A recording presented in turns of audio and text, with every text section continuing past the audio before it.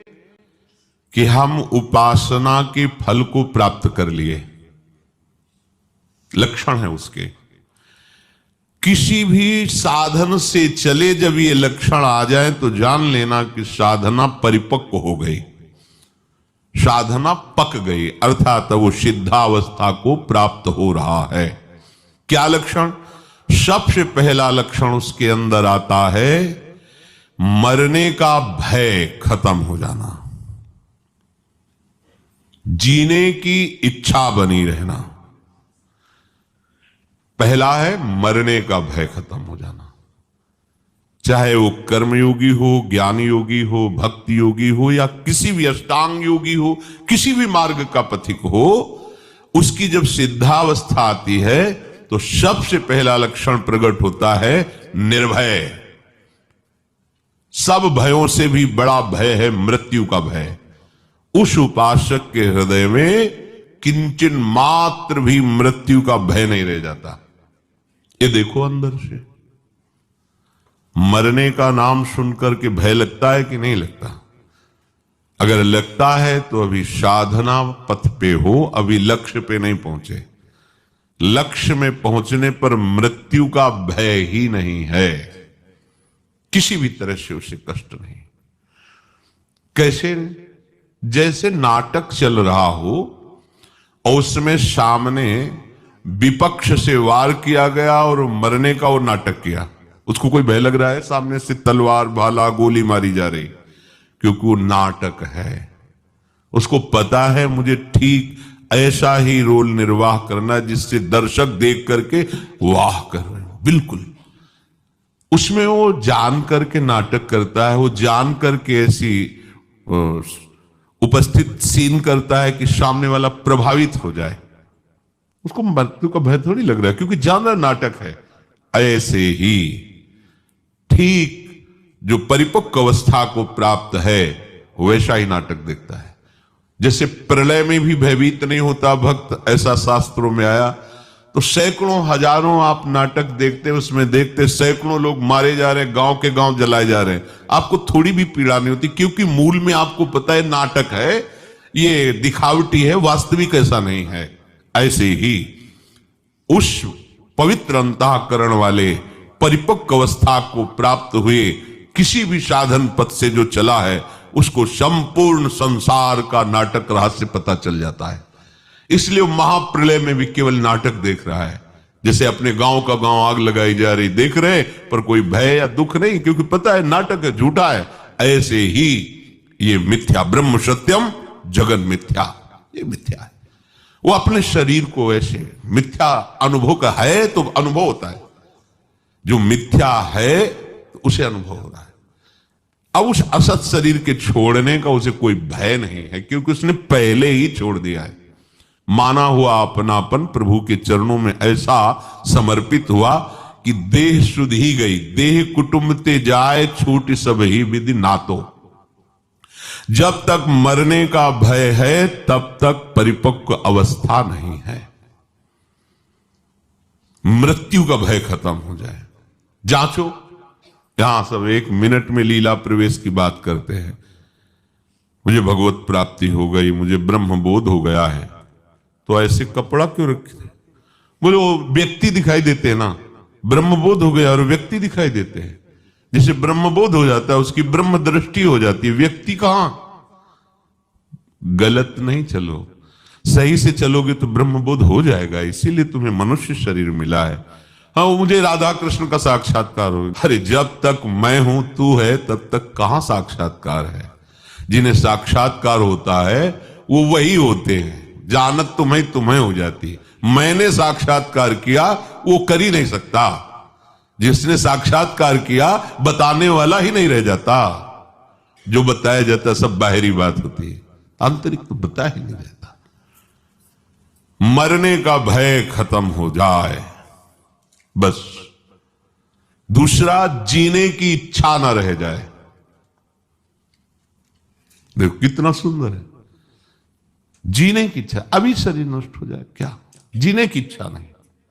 जितनी श्वासें हैं राधा राधा राधा। हमें क्या जरूरत है कि हम शाम तक जिए और साधना करें?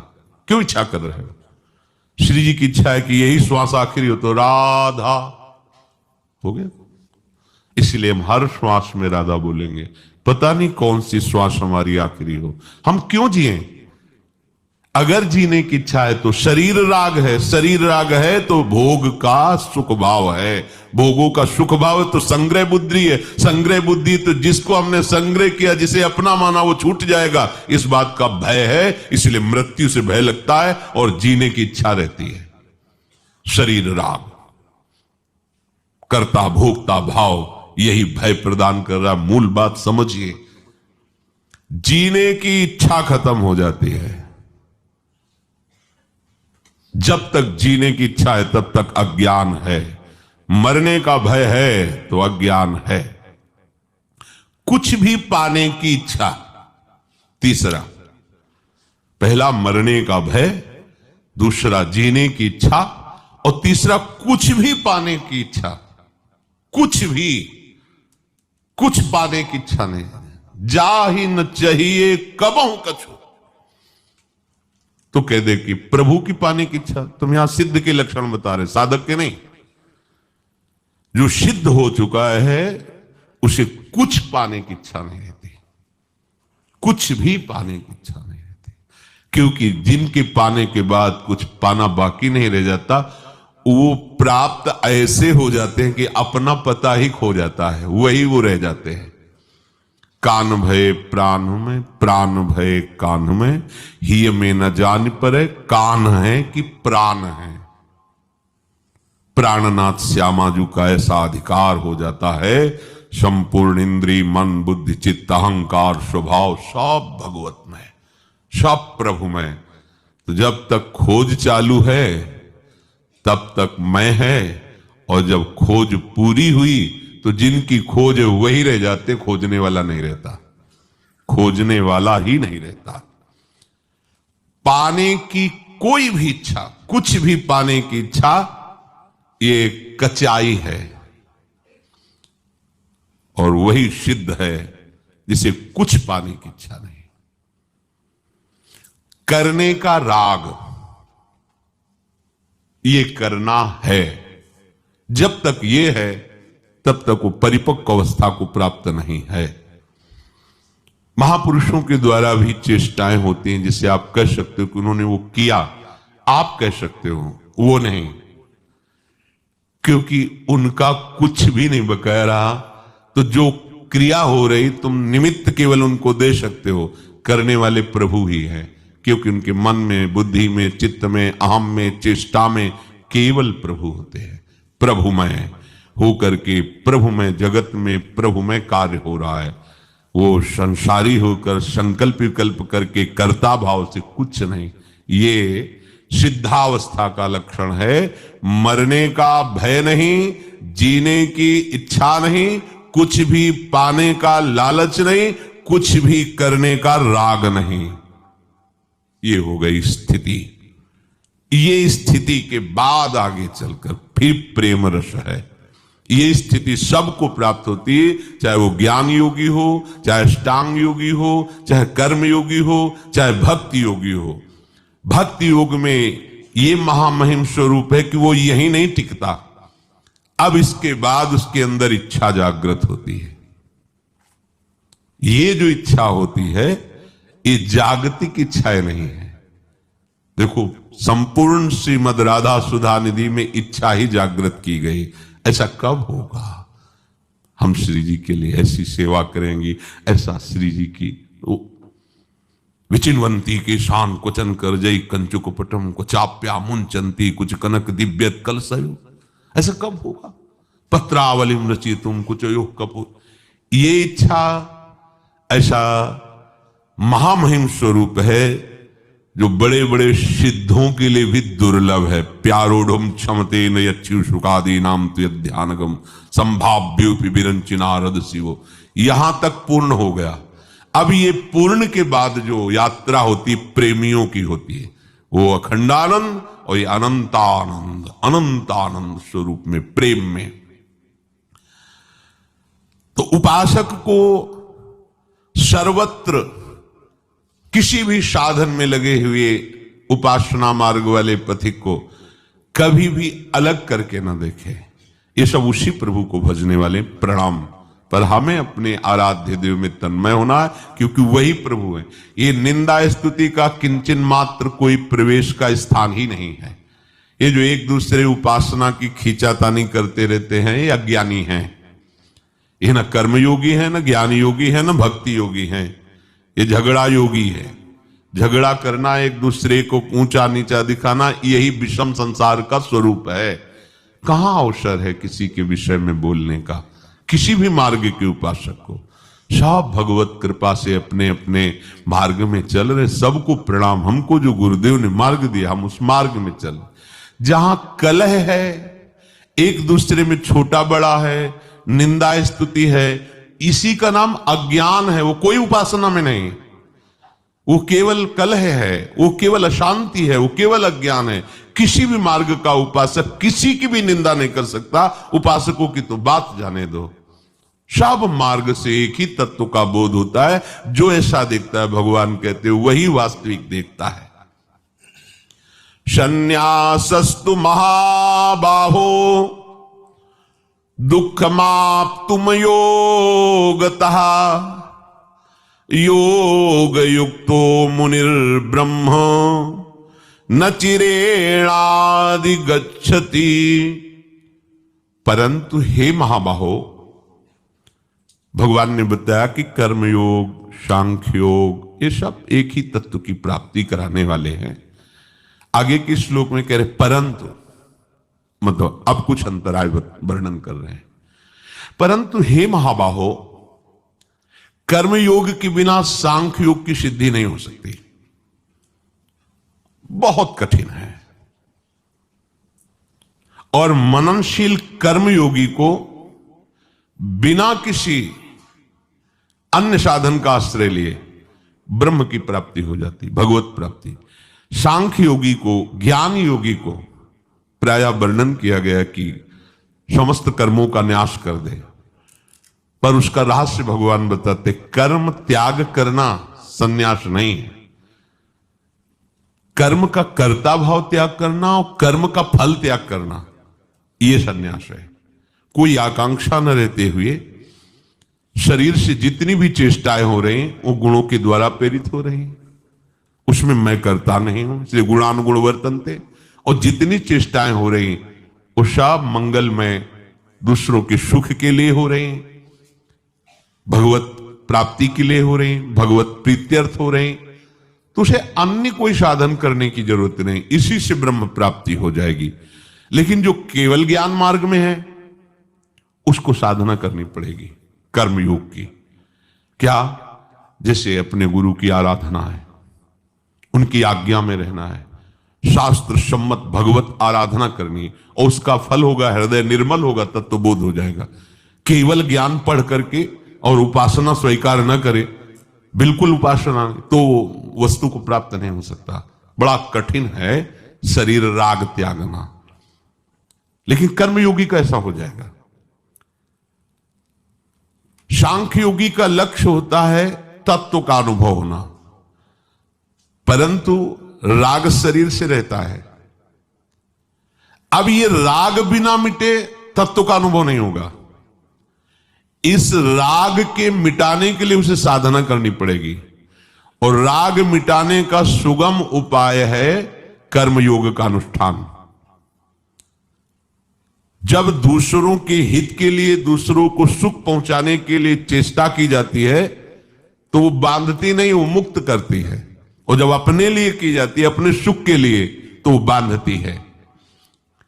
ज्ञान युग के पथिक को भी ये आचरण करना ही पड़ता है। गुरु की आज्ञा में रहना, गुरु की सेवा में रहना, उनके अनुसार जगत मंगल के लिए नाम कीर्तन करना। वो भक्ति भगवान की प्रेममय उपासना नहीं है वहां, पर वो नाम कीर्तन करेगा, वो आराधना करेगा। कोई भी, जैसे ज्ञान मार्ग के पथिक के भगवान विश्वेश्वर विश्वनाथ जी को जल चढ़ाना, अर्घ देना, सब कर रहे हैं, तो करना पड़ेगा, उससे राग मिटेगा। यद्यपि ज्ञान की सिद्धि अक्रियता में है, अकर्ता, वो स्वरूप है, अब भी है, अज्ञानी के अंदर भी वही है। स्वरूप अकर्ता है, स्वरूप आकांक्षा रहित है, उसमें कोई चाह नहीं। पर जब तक हम उस स्थिति को नहीं पहुंचते तब तक देह भाव में जो हमारा राग हो गया है, इसको मिटाने के लिए आराधना करनी ही पड़ेगी। आद्य गुरु भगवान शंकराचार्य जी कह रहे हैं कि जंतु नाम नर जन्म दुर्लभ मतः पुंसस्त्वं ततो विप्रता तस्माद्वैदिक धर्म मार्ग परता विद्वत्मस्मात् परम आत्मानात्म विवेचनम स्वनुभयो ब्रह्मात्मना संस्थितिर मुक्तिर्नो सतकोटि जन्म सुकृतैः पुण्यर्विना लभ्यते। जीव को मनुष्य जन्म मिलना बहुत दुर्लभ है। जंतु नाम नरजन्म दुर्लभ मतः, बहुत दुर्लभ है। शास्त्र में जगह जगह महाराज निमि नो योगेश्वर से कहे दुर्लभो मानुषो देहो, बड़े भाग मानुष तन पावा। जगह जगह इसकी दुर्लभता है, क्योंकि इससे भगवत प्राप्ति होती है। यही बात दुर्लभ है। नहीं तो देवताओं के ऐसे शरीर है कि जहां से निकल जाए तो सौरभ छा जाए, सुगंध ही सुगंध छा जाए। उनके पसीना नहीं आता, उनके बाल नहीं पकते, दुर्गंध युक्त तो कोई मल आदि नहीं, सब दिव्य हैं, देवता है। लेकिन देव दुर्लभ कहा गया है शरीर। बड़े भाग मानुष तन पावा, सुदुर्लभ। ऐसी वहां सब सुंदरियां हैं, ऐसी सेवा सामग्री है, बड़े बड़े मुनियों के हृदय में क्षोभ हो जाए ऐसी सुंदरियां हैं। और वो मनुष्य शरीर के सामने उनको कुछ गिना नहीं गया। सुर दुर्लभ सदग्रंथन गावा। देवताओं को दुर्लभ है शरीर, जबकि उनका शरीर वो वायु मार्ग से चल सकते हैं, उनको जमीन की आवश्यकता नहीं, जमीन स्पर्श भी नहीं करेंगे। अंतरिक्ष में, आकाश, जहां मन किया तत्काल वहीं पहुंच गए, जैसे उनकी जैसी सिद्धि देवता। लेकिन उनको भी मनुष्य शरीर से हे ही कहा गया है, इसको श्रेय माना गया है मनुष्य शरीर को। क्या श्रेय है? भगवत प्राप्ति। वो नहीं कर सकते, वो नवीन उपासना करके भगवत प्राप्ति, आप नवीन उपासना करके भगवत प्राप्ति कर सकते हैं। जंतु नाम नरजन्म दुर्लभ मतः, ये सब शास्त्रों का मत है कि मनुष्य शरीर बड़ा दुर्लभ है। उसमें भी पुरुषत्व, फिर विप्रत्व, फिर वैदिक धर्म का अनुष्ठान, फिर विद्वता, ये सब कुछ अत्यंत दुर्लभ होने पर भी सबसे दुर्लभ बात है भगवत प्राप्ति, जिसे आद्य गुरु कह रहे हैं ब्रह्मात्म भाव स्थिति। ब्रह्म में अभेद भक्ति, मैं वही ब्रह्म हूं, ऐसा अनुभव होना। उसको हम अपने इस भाव में लेते। मनुष्य जन्म में लेना, उसमें पुरुषार्थ करने का उद्देश्य हृदय में होना, पुरुषार्थ भी मुक्त होने का, परम पद का, भगवत प्राप्ति का। ये अत्यंत दुर्लभ। मुक्तिर्नो सतकोटि जन्म सुकृतै पुण्येर विना लभ्यते। कह रहे करोड़ों जन्मों की साधना के बाद ये हृदय में आता है कि मैं संसार से मुक्त हो जाऊं।